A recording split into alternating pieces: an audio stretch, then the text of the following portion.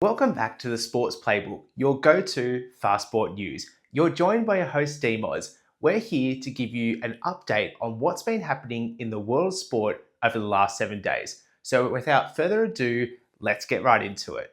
In athletics, the World Athletic Championships have wrapped up in Tokyo. For Australia, they finished with 4 medals and 13th position overall in the championship. For the medals, the only gold medal for the Australians came through newly crowned world champion Nicola Ollis-Leggeds in the high jump, followed by 3 bronze medals with Mackenzie Little in the javelin, Jessica Hull in the 1500, and Curtis Marshall in the pole vault. Jessica Hull had an unreal world championships. She finished 3rd in the 1500 metre and even made it into the 800 metre, which is Jessica's new event that she's been trialling out. Hull also got the Australia and the Oceania record when she qualified for the 800 metre final. Hull finished 8th in the final. And in that final race, Hull was only 0.15 away from the record she set only a couple of days prior.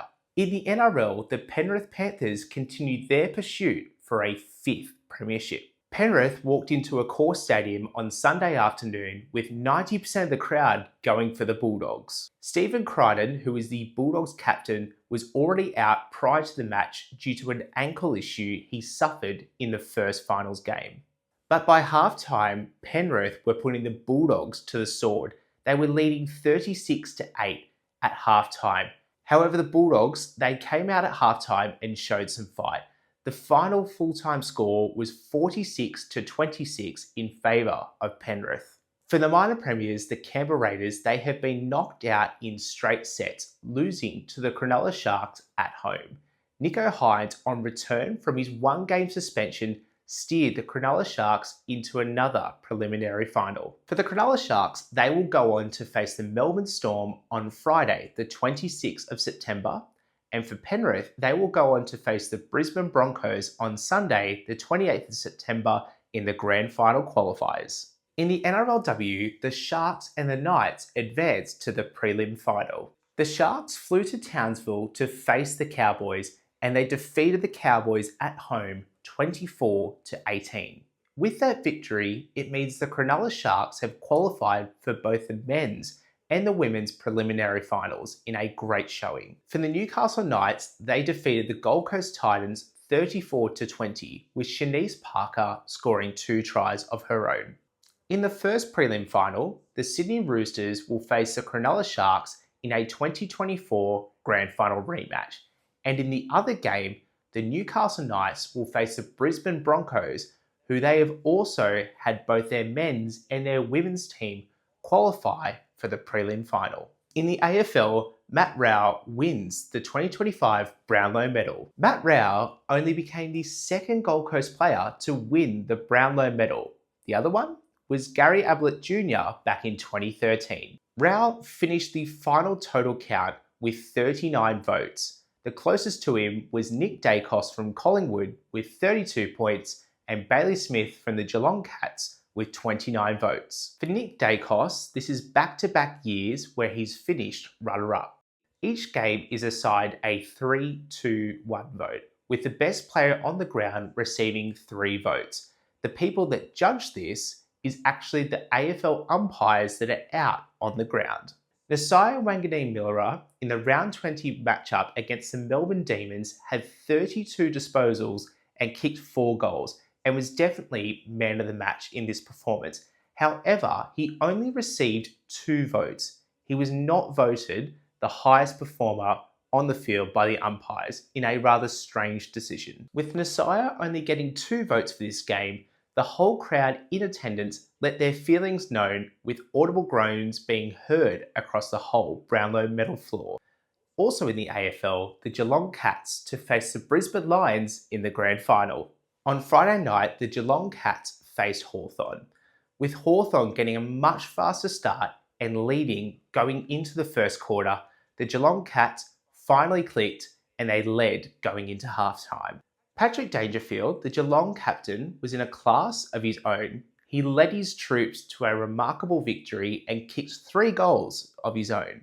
Hawthorn, well, they got within 18 points during the final quarter, but the Geelong Cats stomped on their opponents and they secured their ticket into the 2025 AFL Grand Final. In the other game, Collingwood faced the Brisbane Lions in a 2023 Grand Final rematch. Collingwood were down by 20 during the first quarter, but by half-time, they were up by 13 points. Brisbane, they roared back to life during the third quarter and they went on to win the match. For the Brisbane Lions, this is the third grand final in a row that they have qualified for under coach Chris Fagan. The grand final will be held on Saturday, the 27th of September, with the first bounce commencing from 2:30 p.m. There'll also be the pre-game performance from none other than Snoop Dogg. And in the Rugby World Cup, Canada knock off the Black Ferns to qualify for the final. On the weekend, Canada defeated the double defending champions, the Black Ferns, in the Rugby World Cup semi-final. For the Black Ferns, this is their first tournament defeat since 2014 and they went down 34-19. And in the other semi-final, England defeated France to advance to their home final in front of their home fans. They defeated France 35-17. So in the bronze medal match, the Black Ferns will face off against France on Saturday, the 27th of September. But in the final, Canada will go on to face host nation England on Sunday, the 28th of September from 1 a.m. Australian Eastern Daylight Saving Time. And in cricket, Australia defeat India in the ODI series. For Australia, they set a very competitive total of 412, thanks to the batting through Beth Mooney, who got 138. For India, they got very close to the final total, but just fell short, scoring 369 runs. Australia won the game and they wrapped up the ODI series, winning 2-1. With this momentum, Australia will lead into the ODI Women's World Cup, which commences from the 30th of September. And in football, the Ballon Awards have been announced. Ousmane Dembele won the Men's Ballon d'Or Award, and Barcelona's Aitana Bonmatí won the Females Ballon d'Or Award. For Bonmatí, this is the third consecutive Ballon d'Or Award that she has won. This now puts her up with the likes of Lionel Messi. For Men's Team of the Year Award, PSG won these honours, and for the Women's Team of the Year, this was won by Arsenal. And with that, we'll take a short break, and after, get into your burning rubber breakdown.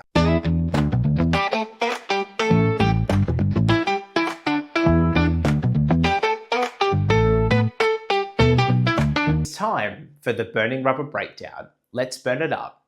In Formula 1, Max Verstappen wins the Azerbaijan Grand Prix as Oscar Piastri crashes on lap 1. Well, Baku, it never fails to disappoint. On Saturday qualifying, the record was set for the most red flags in a qualifying session, with 6 in total.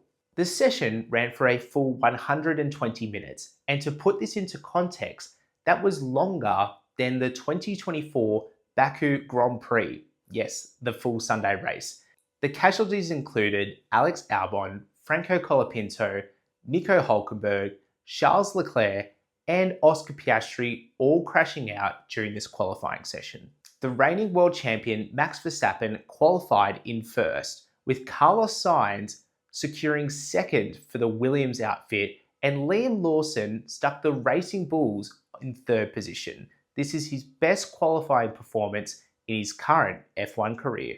And on race day, Oscar Piastri started from 9th position. However, he jumped the race start, so going from 9th position, he was down to 20th by turn 1. And by turn 6, in dirty air, which he's not used to, Oscar Piastri crashed at turn 6 and he was out of the Azerbaijan Grand Prix.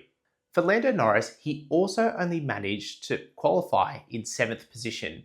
And with Piastri out on lap 1, this meant Norris had a great opportunity to reduce the gap in the World Championship. However, he only finished the race in 7th, which meant he got only 6 points down on his World Championship rival. For Carlos Sainz, he was able to hang on to 3rd position. This was the first podium for Williams since 2021, which meant it's the first time that James Vowles, as team principal, led Williams to the podium. George Russell, who was suffering from a flu throughout the Azerbaijan Grand Prix, finished in second position in a classy drive, but Max Verstappen, the reigning world champion, won his second race in a row, which means there's a three-way fight in the World Championship. From first to third, there's a 66 World Championship point gap, which means the fight's on with 6 races to go. That is your burning rubber breakdown. And now it's time for our fast fact for a pub chat.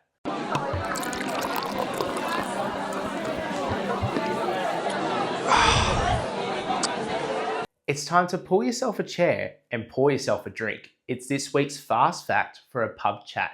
With the Azerbaijan Grand Prix wrapping up, it's worth noting about Liam Lawson's qualifying performance. With Liam Lawson qualifying in third position, he set a record by doing this. It meant that this is the best qualifying position by a New Zealand driver since 1976. Yeah, that was a few moons ago. That is your fast facts for a pub chat. And now it's time for our playbook planner. Here are some sports to look forward to this weekend. Don't worry, there's some belters. In the NRL, in the first preliminary final, the Melbourne Storm will host the Cronulla Sharks on Friday, the 26th of September, with the game starting at 7:50 p.m. You can catch this on Channel 9 or KO Sports. And in the AFL, this is the big dance and it's the grand final. The Brisbane Lions will take on the Geelong Cats on Saturday, the 27th of September from 2:30 p.m. You can only catch this game on Channel 7. And in rugby union, the Bledisloe Cup is back on. The Wallabies will be facing off against the All Blacks on Saturday, the 27th of September from 3:05 p.m. You can catch this game only on Stan Sport. For the Wallabies, they will be climbing up a very steep hill. They have not won the Bledisloe Cup since 2002, and they haven't won at Eden Park since 1986. However, we've seen the Wallabies break records this year, defeating the Springboks in South Africa, so anything is possible. And in the NRL, in the second preliminary final, the Brisbane Broncos will host the Penrith Panthers. This is on Sunday, the 28th of September from 4:05 p.m. You can catch this game on Channel 9 or on KO. And with that, we have come to the end of today's show.